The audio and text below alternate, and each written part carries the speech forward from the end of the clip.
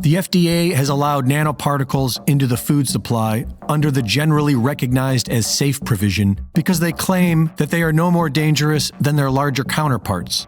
Titanium is generally safe, therefore nanotitanium must be safe. But they also admit that known materials can exhibit new or altered physiochemical properties at nanoscale dimensions, including unknown safety hazards that they will continue to monitor for. In other words, the human trials for consumable nanotechnology is currently happening in the public without their knowledge. Nanoparticles can be absorbed into our immune defense system and into our bloodstream. And just like the FDA admits, materials at the nanoscale can cause unknown changes in a person's biological system.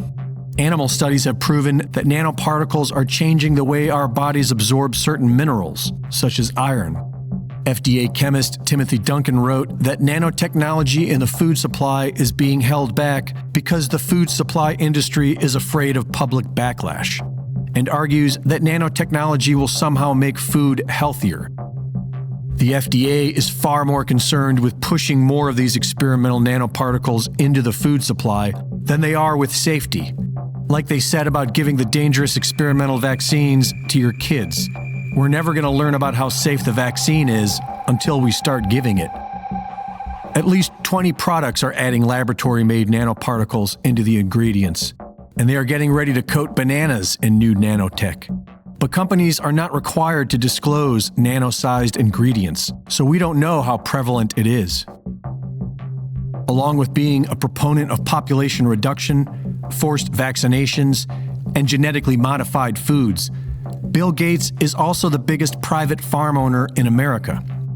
Does anyone doubt for a second that Bill Gates is allowing this dangerous nanotech the FDA is pushing for into America's food supply?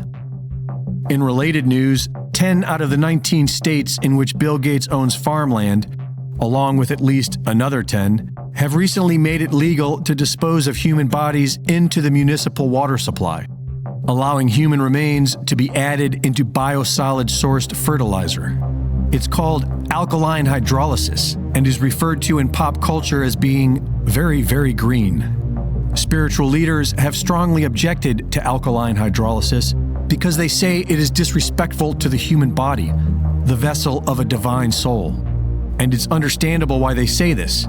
In alkaline hydrolysis, the human body is liquefied with lye and poured down the sewer to mix in with the community's excrement. And if that weren't bad enough, this biosludge is then collected from municipal water treatment plants and used as so-called fertilizer on factory farms. The official excuse is that it saves the government money for expensive toxic waste disposal. Meanwhile, we are all being sold food that has been grown with a toxic biosludge made up of human remains and excrement, which is then loaded with new and strange nanotechnology. Interestingly, the dystopian movie Soylent Green took place in 2022. They're making our food out of people. Next thing, they'll be breeding us like cattle for food. You gotta tell them. You gotta tell them. Promise, Tiger, I promise. I'll tell the exchange. You tell everybody. Listen to me, Hatcher. You gotta tell them. Soylent Green is people!